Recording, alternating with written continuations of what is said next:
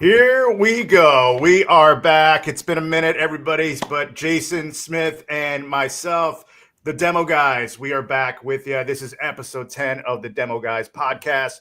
Thank you to everybody joining us live on YouTube and LinkedIn Live and also Facebook, or if you're watching the recording, I want to thank you for checking us out as well. Busy show today. We've got some topics that Jason and I will discuss that are very pertinent in the world of CPG. And then we will get to our main event towards the end of the show, which will be our red flags, green flags in terms of hiring brand ambassadors to be the face of your brand at events and inside of the grocery stores. But first, we've got a big announcement to make. We've got another new sponsor, and I'm excited about this one. We are officially sponsored now by Promo Mash, our good friends at Promo Mash. Thanks to Yuval. But this episode is indeed brought to you by Promo Mash, which is literally what we use to run our demo programs. Promo Mash is the official CRM of the Demo Guys podcast. Both Jason and I are now on the platform. I've been using it for years now. Jason bringing Velocity Goats to Promo Mash as well. But we're just not just talking about it. We're in it every day, from scheduling and staffing to tracking demo results and making sure every store visit actually happens. Promo Mash is the platform that helps us stay sane. Before Promo Mash, it was spreadsheets, texts, guessing, chasing down reps. All of that chaos. Now we've got real visibility. We know what's working, and our field teams actually feel supported. And we're not alone. Hundreds of the most well-known CPG brands are using Promo Mash to grow their demo programs, scale their teams, and finally see some ROI. As I mentioned, I've been using Promo Mash for years. When I was working on the brand side, I made sure that I brought my brands to the Promo Mash platform because I wanted to work with the best CRM in field marketing, and that is Promo Mash. So if you're still juggling demos on Google Sheets, do yourself a favor and check out Promo Mash. And if that wasn't enough, Promo Mash also helps you clean up the back end, including deductions, trade spend, and other financial details that often get overlooked. Go to promomash.com and tell them the Demo Guys sent you. I cannot speak highly enough of Promo Mash and Yuval. I use it every day. I was using it right before we started the podcast. I was scheduling demos for one of our brand partners and getting everything set up, creating a demo calendar. But, Promo Mash is not just for field marketing. Yuval has evolved the platform, and there are services there that can help you with trade spend management and that can also help you with deductions. We talk about deductions here and now with some of the distributors out there, and Yuval has been through the wars, and he's created tools that can help you navigate those waters. So special thanks to Promo Mash and Yuval for sponsoring the Demo Guys podcast. But Jason, want to cover some ground here. This is episode 10 of the Demo Guys podcast. We haven't been on for a couple weeks. Busy summer for both of us. A lot of things going on. But there, some topics for us to discuss. And, it's been quiet from a news perspective the last couple of weeks in CPG. It was a very busy summer, but it seems to be slowing down a little bit. But there are some things that have gone on in our everyday lives in terms of interactions with clients and customers and just what we've been seeing in the stores. So I want to talk to you a little bit about that and get some thoughts on there. And the first thing that I wanted to bring up, it's a mutual friend of ours that is a brand owner. I'm going to keep the brand's name confidential just to protect the innocent. But she made a great point when in talking to her a couple weeks back on a call. And she has, a product that has dairy in it. And we were talking about just the market and the way things have been evolving. And she, said that dairy is making a comeback. I believe that dairy and meat are making a comeback. We're seeing the sagging sales continue for plant-based meats, quote unquote meats. I read an article on LinkedIn earlier this week, a pretty well-known restaurant that was all plant-based. They've now revisited that policy. They're now including meat in the menu. But Jason, what, just from your observations, because you're in the stores almost every other day, you're talking to founders just as much as I am, if not more so. What are your thoughts on that statement that dairy is making a comeback? I think it's a very profound statement. From experience, I've seen a lot of innovation in the set, especially, I'm coming from Ithaca Hummus. So, I still pay attention to that set more than probably any 4-foot or 8-foot space in any retailer right now. I casually just walk by, but I've been also realizing a lot of demos coming out for Lebna, which is a huge, it's been around thousands of years. It's similar to like, if you in a nutritional profile, it's similar to Greek yogurt, right? But it's got a more savory, kind of a more tangy taste to it, to say, and it's, like I said, it's been around thousands of years. Before, they had refrigeration. Fermentation was key, and that was one of the foods that was consumed a lot in parts in the Middle East and parts out there. And so it's been around a long time. It's just now starting to really find its place in the United States. So that would be definitely one place I'm seeing where it's really picked up. I was really excited too. Like when I was at the fancy food shows, I met the Painterland sisters, and I'm actually someone who has issues with dairy now. I just never even assumed this would happen with old age, but dairy and me just don't get along like it used to. I'm not that old, but I'm in my 50s now, and digesting it's not as easy as it used to be. But I found that products, they gave me a free coupon to use, and I went to my local Whole Foods and picked one up, and sure enough, I had no issues consuming it, and now I'm a huge fan. And great products, great products. So yeah, I mean, those are just two of the players that I've seen are newer in the space that are really making a huge play. Any that you're going to call out, Sam? Any ones that you can think of?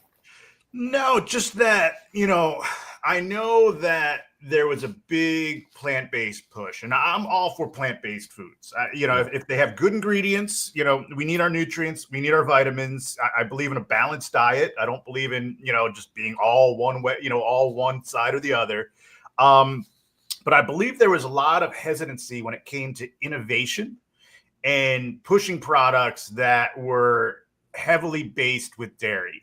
But I think we're seeing a change there.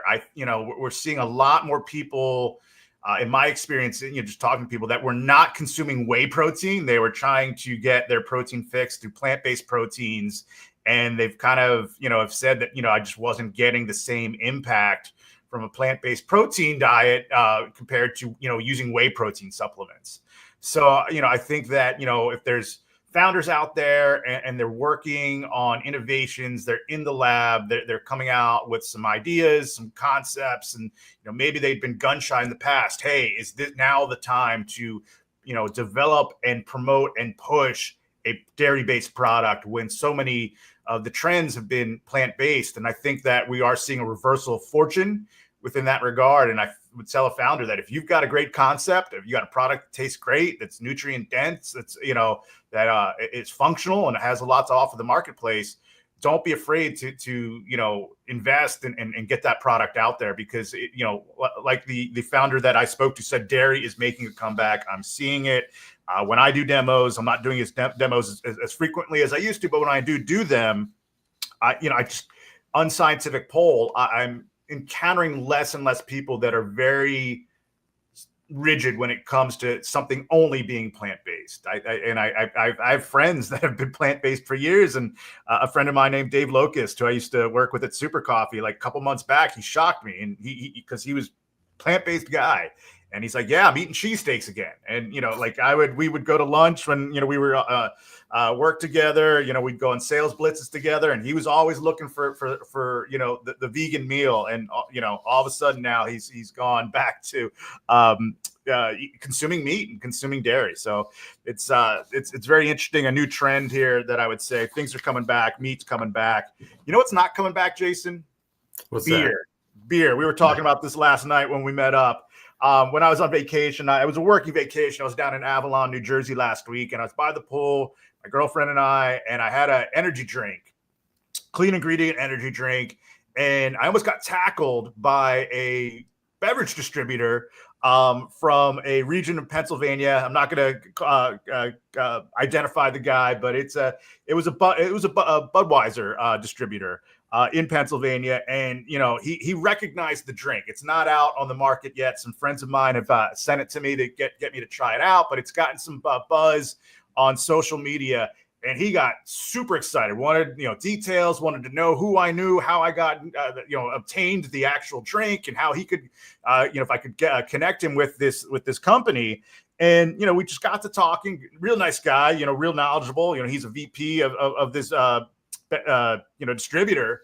And, we were just talking about how beer sales have gone down. And the reason why he's so interested in this energy drink is because his trucks are not full anymore.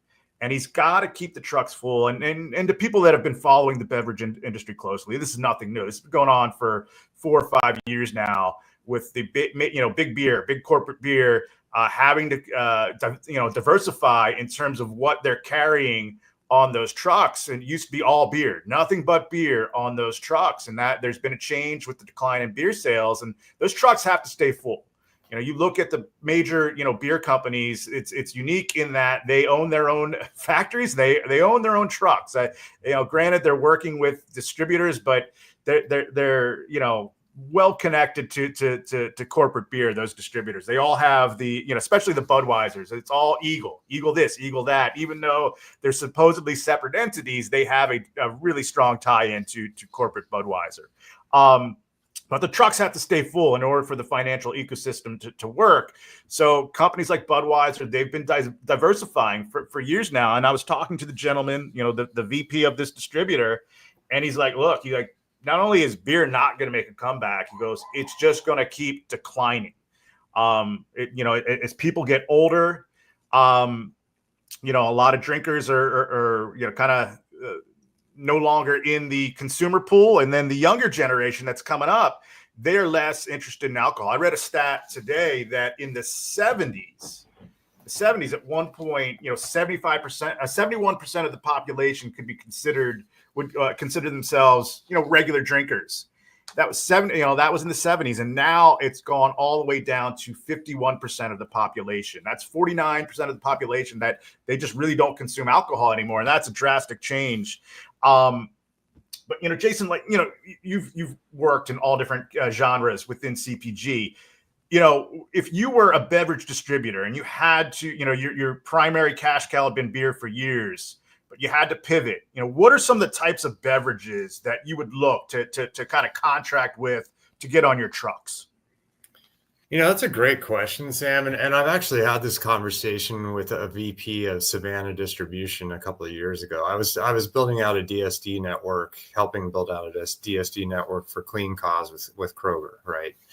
And they're Savannah Distribution, if you're not aware of them, great big player, out of Atlanta area, more Georgia area, taps down in Florida, but great people to work with. And they were telling me like 10 to 20% of their portfolio is going to go more to non-alcoholic drinks. And that's why they were, interested in Clean Causes, yerba mate. And there's a lot of other brands right now I've seen really starting to take some share from even just the energy drink space is changing a little bit, whereas I'm seeing a lot more beverages in tune with more of an adaptogenic kind of atmosphere instead of causing that, that caffeine high and then crash. Kind of like Zenjoy is one that comes to mind that's kind of addressing like the adrenals, but also, having the support for some energy. Ringa is another one. It's a Moringa drink that I just became familiar with not too long ago. 15 calories, a fantastic taste. I see those really starting to make a big difference.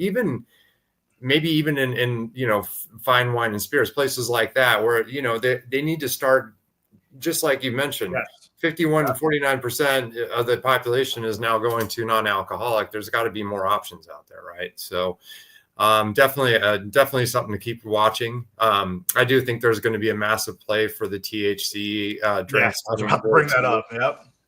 Because I was speaking with one of the VPs from Delray, which is one of those brands that's starting to make a lot of noise in that space.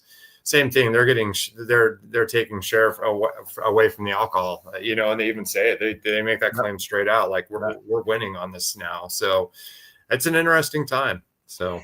Yeah, and I talk to younger people. They just don't want the hangover. Yeah. And, there's a lot of health issues associated with alcohol and drinking on a regular basis. Full disclosure, I am a drinker. I don't drink a ton, but I do drink. Jason, we were hanging out last night. I was drinking statesides. I'm not going to deny it. I like statesides, but I know that I am of a different generation, and the younger generation, they have a different perspective on that. And, you look at the categories of challengers to the alcohol beverages, and you kind of outlined them, but I think you've got the all natural energy drinks.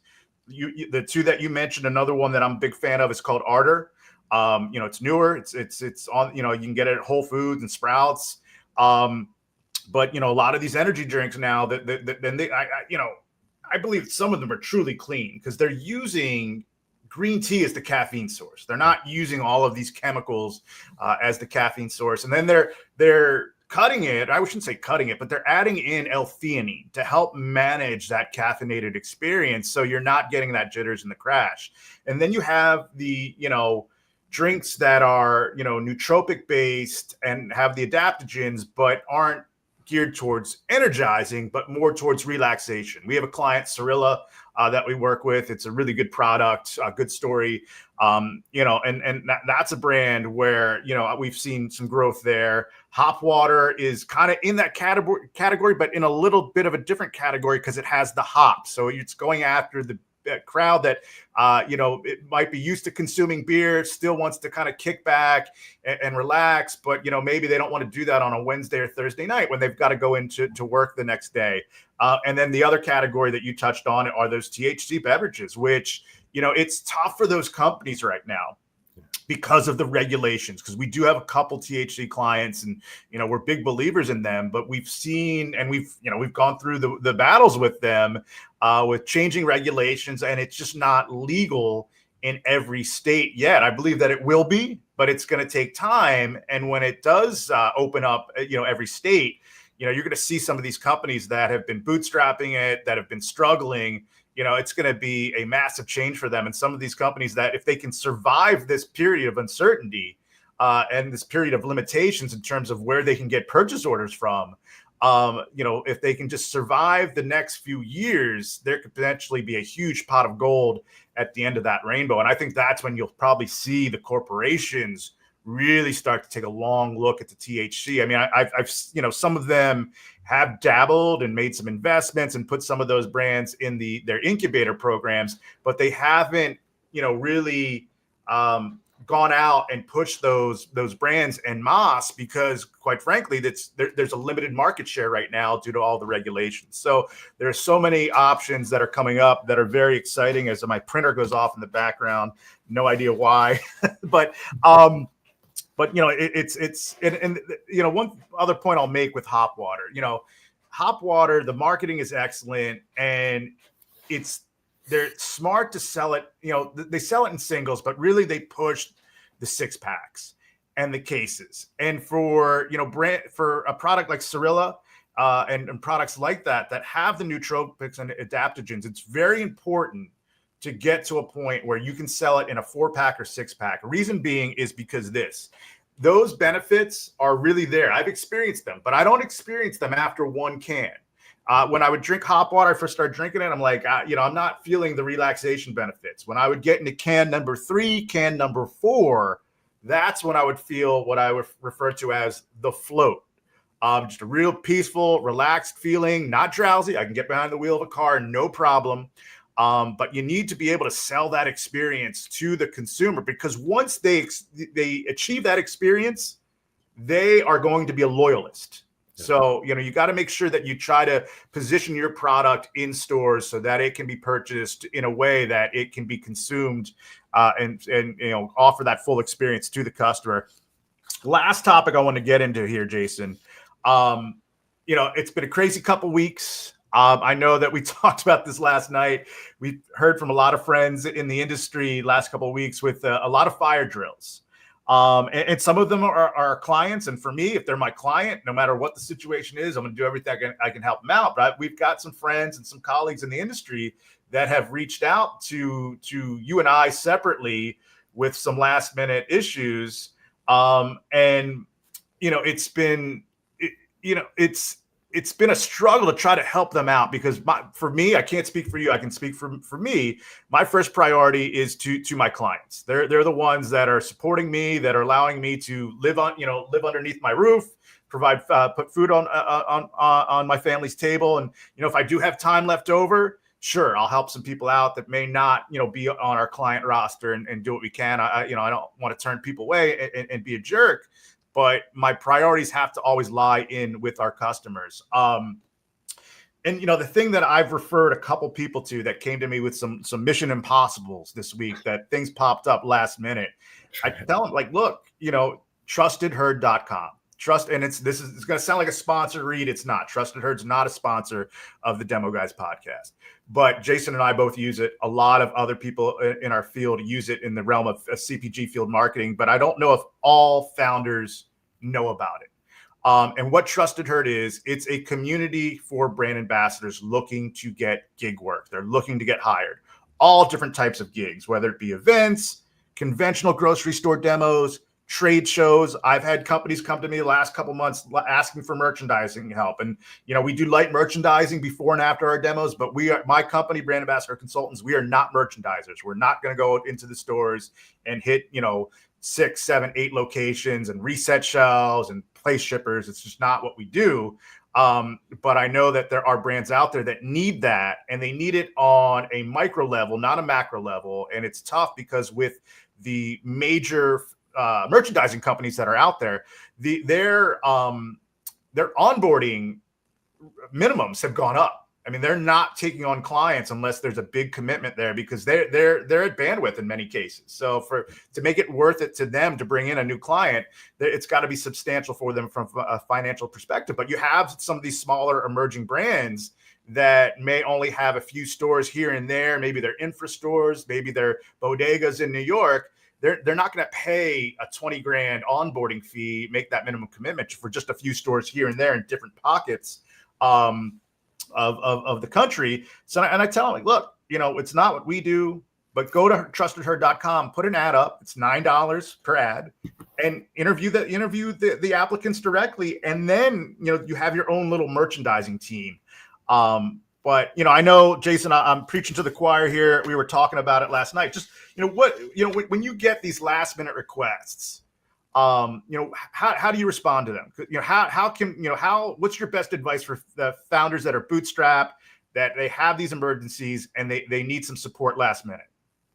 I mean, you nailed it. I think Trusted Herd is the place to go for that kind of thing. As much as I want to help, and I've been in the same situation as I've even actually asked you, because I'm in that situation. I'm like, hey Sam, any chance you've got some availability, and Plentiful Harvest and some others as well. Like I'm trying to, anyone I can help, I'll try to help. But at the end of the day, like, I think we all know if any brand ambassador that's worth their weight in gold is already booked, right? Like if you need somebody 2 or 3 days out, chances are it's going to be really slim pickings. And the people that you do get, I don't know if they're going to be good or not.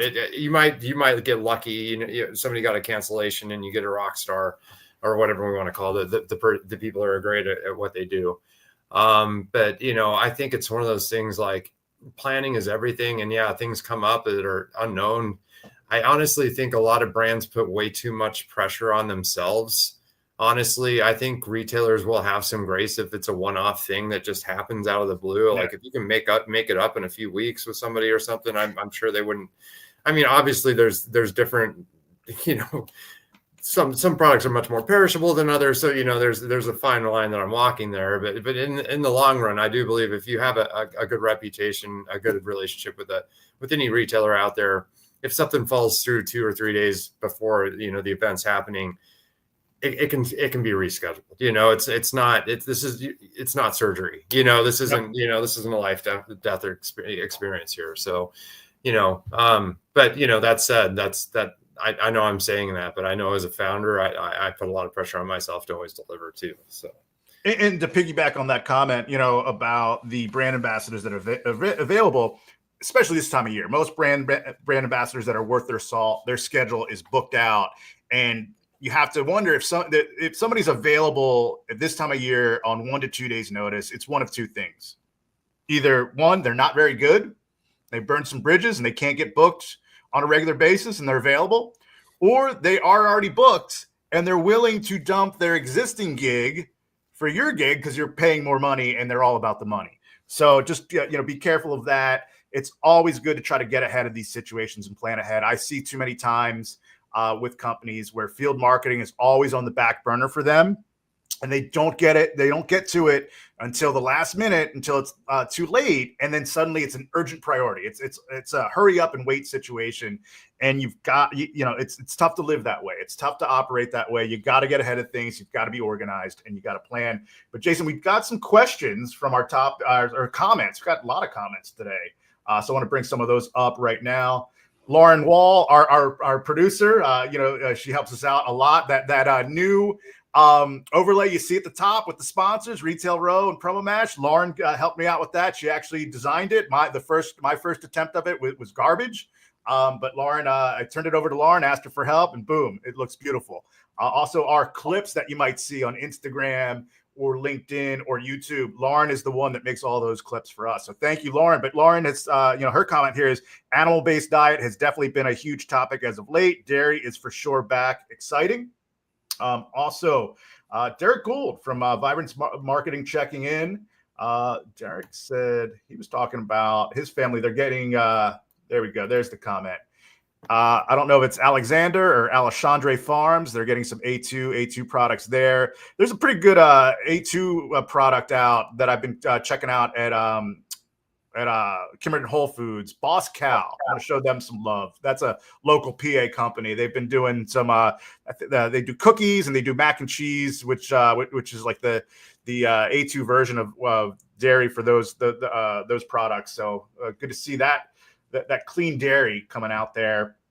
And then turning our attention to the craft beer, the beer discussion. So Brandon George, craft beer keeps rising. Younger people are going more with local beer. It's why big beer keeps acquiring smaller brands. And Brandon, I understand your perspective, but in talking to people, even the craft beer revolution, even that has lost some steam. And I subscribe to BevNet, and I get the various BevNet newsletters, and they do one for the alcohol industry. And every time I open up the newsletter, there are classified ads in those newsletters for companies liquidating microbreweries that are liquidating their whole equipment, their whole setup, and it's constant. So I think we're seeing some contraction there as well.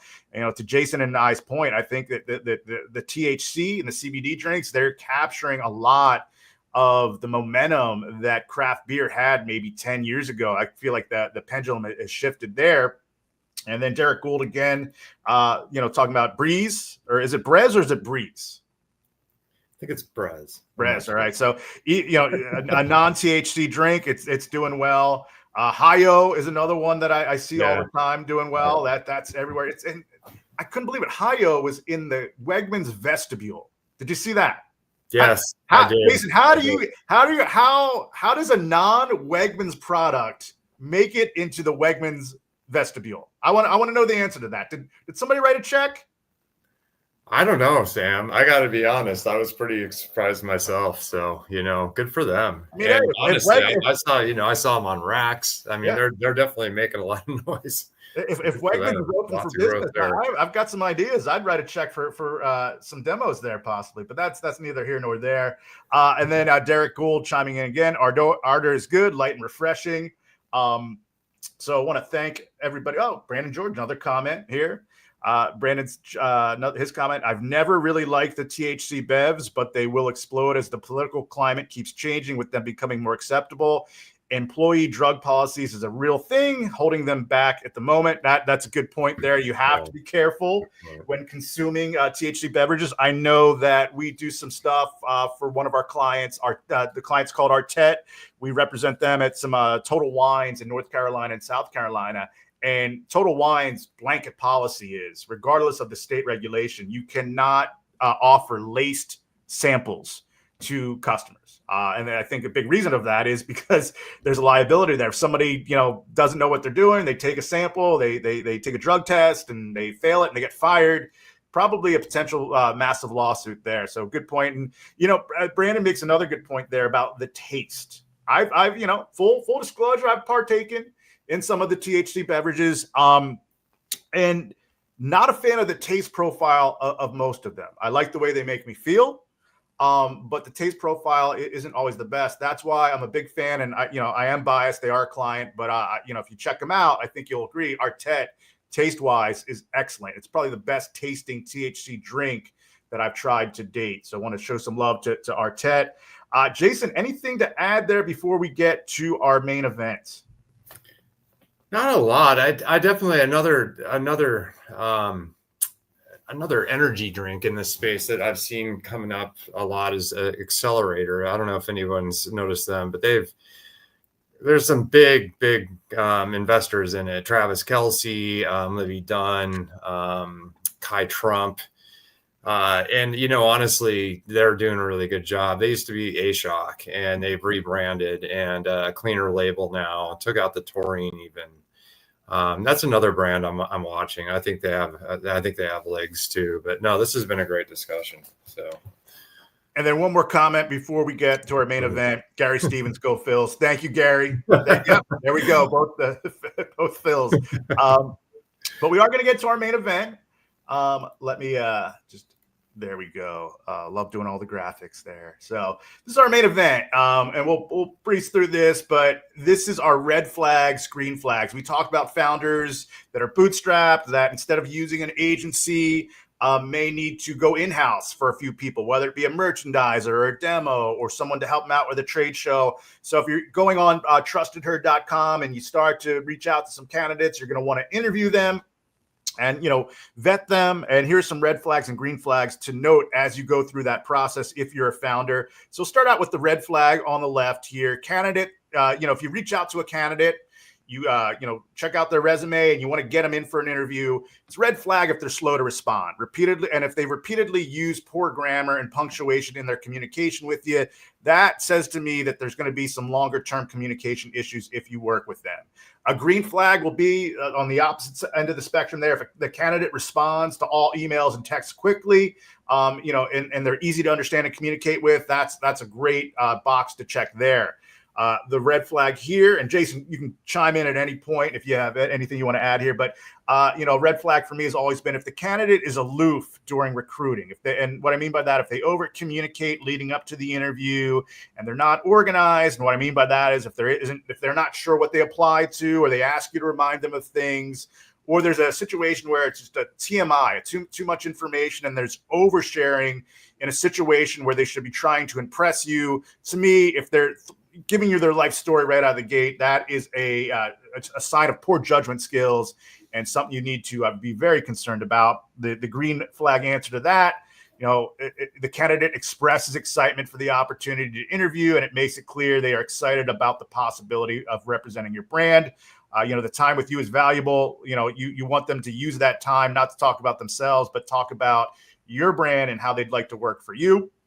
The red flag here on this side, candidate asks questions that could have been answered if they simply took the time to read your job description. Jason, when I get those questions, right, I don't even respond back. I know that they're not following the instructions to get the job. They're not going to follow the instructions once they have the job. So just keep that in mind.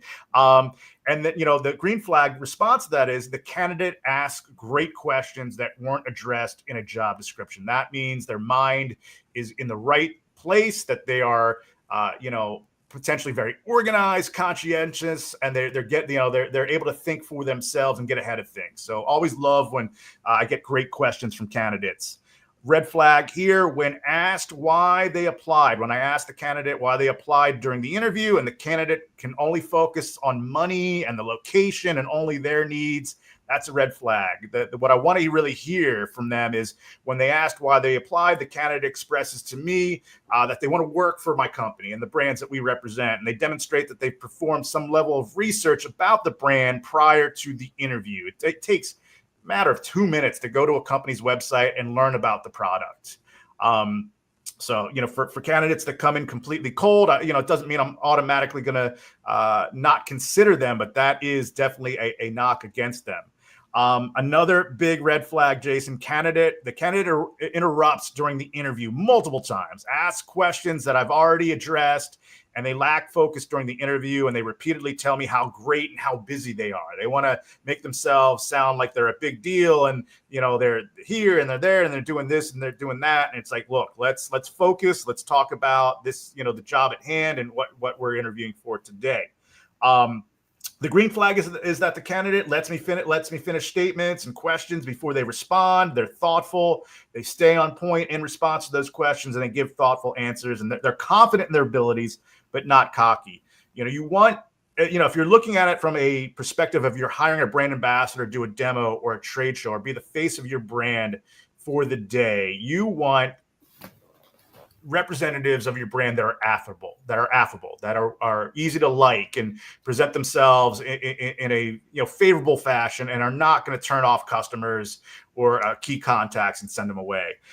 Red flag here: candidate starts asking questions about the software and the digital GPS check-in and checkout and your photo requirements. They're interested in all the logistics and things that really are kind of small details that are important after they get the job. But they're heavily focused on that. And when that happens, it raises a red flag for me, because the candidate leaves me wondering if they were probing me to see if they could find a way to get paid for fake demos. So be on the lookout for that. Listen to the kinds of questions that are being asked. That alone shouldn't rule out a candidate, but it's something you need to pay attention to. And, the green flag to that is if the candidate focuses more on impressing you and less about logistics, giving you no reason to believe that they are trying to see if they can get over on you with a fake demo. And then finally here, the red flag, green flag: candidate ignores job openings at store locations closest to them and only wants to work at locations furthest from them. It begs the question, why don't they want to work in locations that are near them in their community, that saves them time and money, rather than incurring greater expense to go travel out of region? The green flag is the candidate prefers to stay local and doesn't need to travel. This usually means they have a good or great relationships with store managers and members of their community. It also means candidate is good at what they do and has enough work being offered to them that they don't need to impact their income with extra travel costs. So, Jason, right out of the gate, I know I've been talking a lot, rambling there a little bit, but any thoughts in response to that slide there? No, I think you nailed a lot of it. I mean, it's one of those things I've realized a lot when I was interviewing for Ithaca Hummus. And obviously, it was a specific company, but I was surprised at how many people I'd get on with on the call, and they just had no idea what they were interviewing for. And I was like, wow, did you read the job description at all? Yep. And honestly, I was like having a conversation with them, and they had no clue like what they were going to be selling or what they were going to be doing. And that's the biggest red flag right there. I mean, people definitely waste your time. So be thorough when you're going through people's, and that's why I love Trusted Herd too, is it gives you a ranking so you can kind of vet people out before even having to reach out to them. And, it's kind of like an Airbnb scenario, right? You want to go to Superhost, right? Like, you don't want to have to be stranded or in a situation where you're going to, be stuck with this person that isn't doing a good job or isn't showing up, or like Sam said, might show up and not do anything. You never know. You might just clock in, leave the store, come back, clock out. I've had that happen before. So, be as thorough as you can with people, especially when they're new. And if you don't have any experience or any recommendations to go from, like I said, Trusted Herd's a great resource for that kind of thing. Absolutely. And then before we go, we're in a couple minutes here. We're going to talk about what's next for the Demo Guys podcast. We have a free masterclass coming up. We'll talk to you about that in a little bit. But first, I want to remind everybody this episode is sponsored by Shelf Made and Retail Row. Shelf Made is a platform and community built specifically for product-based founders. Whether you're in food, beverage, beauty, or wellness, Shelf Made gives you access to real expert and founder support, weekly, as well as weekly strategy calls, office hours where you can ask questions and get answers in real time, and proven tools and templates to help you scale your brand and confidence. Those tools are exceptional. I've used them to get some store lists and get some information for clients. So there's a lot of questions that clients have. And if they had Retail Row, they'd be able to get a whole database full of access to these store lists and the information that they need that are key to growing their brand. But they've Shelfmade has also launched Retail Row, which I am a part of. It's a step-by-step retail readiness hub designed to help you get into top retailers like Target, Walmart, Whole Foods, Costco, and Amazon. Each section is taught by top-tier brokers who specialize in that exact retailer, people who've gotten hundreds of products on the shelf. You'll get insider strategy, buyer expectations, timelines, pitch templates, and live sessions to make sure you're fully prepared before you reach out to a buyer. And whether you're launching or scaling, Shelfmade and Retail Row are giving founders everything they need to win at retail without the guesswork. Check them out at shelfmadecpg.com. Let them know the Demo Guys sent you. Also, I just recently did an expert call this past week on Expert Row. It's a whole webinar on Costco demos and roadshows, how to win your Costco demos and roadshows. That's just an example of the type of expert calls you'll get with Retail Row through Shelfmade. So definitely want to make sure you guys check that out at shelfmadecpg.com. But Jason, that is it for the show today. Before we get out of here, I want to remind everybody, our next episode will not be on a Wednesday or Wednesday morning or afternoon or a Friday. It will be Wednesday night. This Wednesday night, it will air at 7 p.m. Eastern. Jason and I will bring you our second ever masterclass. It will be winning demos at Whole Foods. Can't tell you how many demos that we've booked, Jason, at Brand Ambassador Consultants the last 2 weeks for Whole Foods in August, at the end of August and September. It's back to school season. I think we're doing more Whole Foods demos in September than we did in July and August. There's just a huge push now to get Whole Foods demos going in September. So we thought it'd be timely if Jason and I did a masterclass this coming Wednesday, live on LinkedIn Live and YouTube, where we're going to go over some key strategies and really best practices towards setting up demos at Whole Foods and executing them at a high level. Jason, any thoughts before we go on our masterclass coming up this Wednesday? No, I'm looking forward to it. It's gonna be very insightful, and we're gonna touch on the new Amazon delivery of Whole Foods perishables. I do want to touch on some strategies that you can use in demos that could really help you win in that too. So definitely tune in for that. It's going to be very insightful. It's going to be great. And thank you all. Thank you so much for tuning in. Also want to say I will be at Newtopia on Wednesday. If anyone's going, I'd love to touch base with you guys. And looking forward to that. Yeah, hit Jason up. His info is on the ticker there. Jason Conrad Smith at LinkedIn. But I want to thank everyone for joining us today. We're going to see you Wednesday for the Demo Guys podcast. I'm Sam Kaplan. He's Jason Smith. We'll see you soon. Thanks, everyone.